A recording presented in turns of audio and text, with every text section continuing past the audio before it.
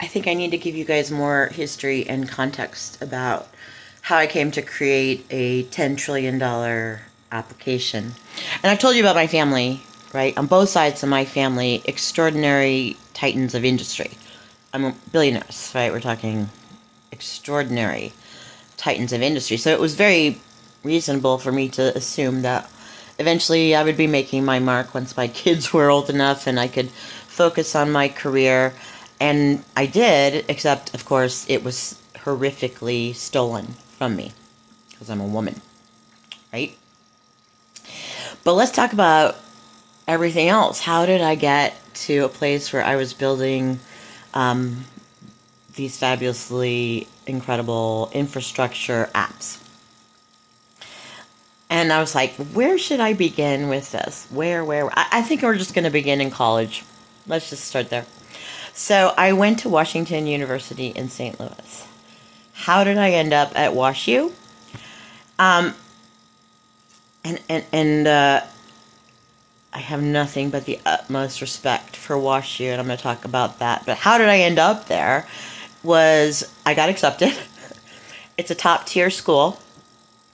It's close to home, right? I'm from Louisville, so it was like, in the beginning, it was a 5-hour bus ride or so, and then Southwest started, and it was just like an hour flight, so it wasn't that far from home. The campus was gorgeous, like, just beautiful. And they accepted me. And that's how I ended up at WashU. But in retrospect, when I think about WashU, there's a huge amount, I think, of hidden intentionality in the infrastructure there, or in the management or leadership there, that they don't explicitly talk about, I think, but is really happening. And they're doing a great job. And that is that this school is geared to challenge the status quo. It's to make you think clearly and incisively and outside the box. And those are the kind of people also that they did a very good job of bringing into the school, of accepting. I mean, the people that I met at WashU are the most intelligent, thoughtful, creative, outside the box, divergent thinkers that I've ever met. And loved, really. Those are the people I've loved most in my life, are the people I met at WashU. And I think that was very intentional.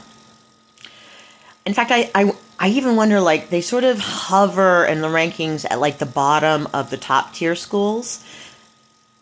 And I wonder if even that's kind of intentional, right? They're very smart about what they're doing, and they're not necessarily overt about it. Later on in my life, I gave a lot of money to WashU when I had the money before it was all stolen from me. And I talked at length with the fundraisers who I was dealing with, and I said, the people at WashU were just extraordinary, right? These were brave, courageous, outside the box thinkers, well-rounded, usually best people I've ever met. And she's like, yeah, I hear that a lot. I hear that a lot from people, that the best people they ever met was at WashU, and our admissions team does a great job. So they do. But I ended up at WashU, and let me think about what the next thing is about context and history.